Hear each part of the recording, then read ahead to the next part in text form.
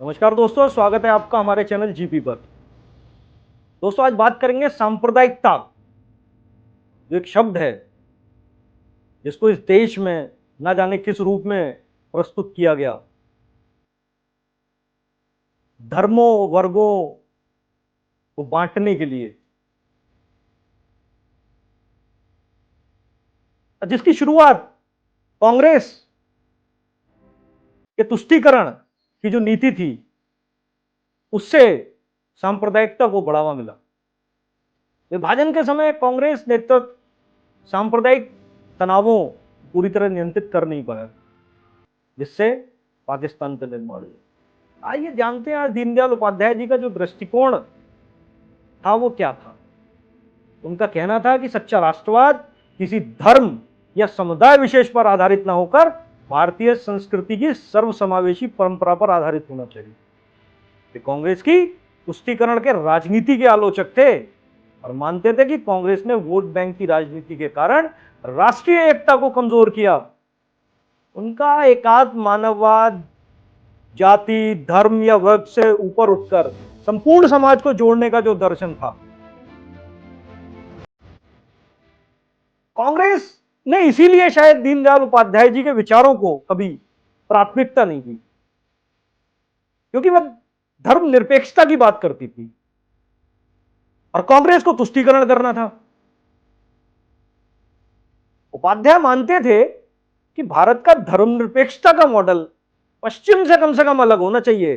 या धर्म का मार्ग, यहां धर्म अर्थ का मार्ग है।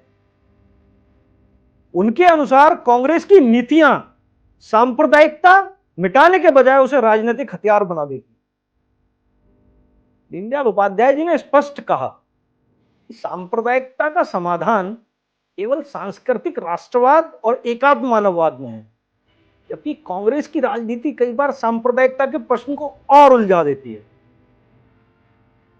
क्योंकि उनको एक धर्म विशेष पर बल देना था, वोट की राजनीति थी, वोट बैंक की राजनीति थी। परंतु दीनदयाल जी का ऐसा मानना था कि यह भारत में रहने वाले सभी व्यक्ति, उनका डीएनए एक है, इसमें तुष्टीकरण की जरूरत ही नहीं है। और आज की अगर मोदी सरकार से उसको जोड़कर देखा जाए तो बड़ी प्रासंगिक है, क्योंकि चाहे वो जनधन योजना हो, चाहे वो स्वच्छता हो, चाहे मुद्रा हो, उज्ज्वला हो, उसमें कहीं पर भी आपको धार्मिक तौर पर डिस्क्रिमिनेशन दिखाई नहीं देगा। आपको लगेगा कि जो योजनाएं बनाई गई हैं वह पूर्ण भारत को ध्यान में रखकर बनाई गई हैं, इस देश के नागरिकों को ध्यान में रखकर बनाई गई हैं। उसमें अमीर गरीब, धर्म, वर्ग किसी का ध्यान नहीं रखा गया। उसमें सिर्फ एक ध्यान रखा गया तो इस देश के नागरिक का ध्यान रखा गया। दोस्तों, आज जिस राजनीतिक दौर से हम गुजर रहे हैं, जहां विपक्ष बात बात पर ताने देता है सरकारों को, उनके अच्छे कामों को भी ऐसे पेश करता है जनता में जाकर कि शायद जैसे कुछ कर ही नहीं रही सरकार, किसी को लाभ ही नहीं हो रहा। लाभ नहीं हो रहा तो इतना जनमानस भारतीय जनता पार्टी से कैसे जोड़ रहा है?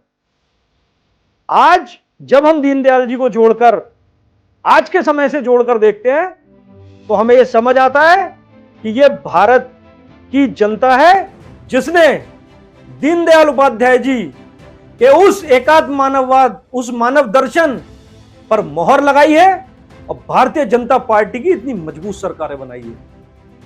दोस्तों, अगर ये वीडियो आपको पसंद आई हो तो इसे चैनल को सब्सक्राइब करें, लाइक करें, शेयर करें। आपका बहुत बहुत धन्यवाद। जय हिंद, भारत माता की जय।